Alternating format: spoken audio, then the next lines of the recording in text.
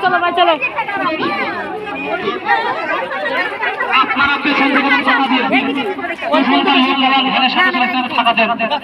প্রত্যেক খেয়ে অনুরোধ করে বলছে আপনারা বাড়ি থেকে কেউ নামবেন না।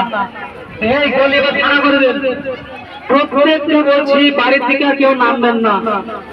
আপনারা এটাই দেখলেন সেই সময় সামনেকার ঘরে ফেলে গেছে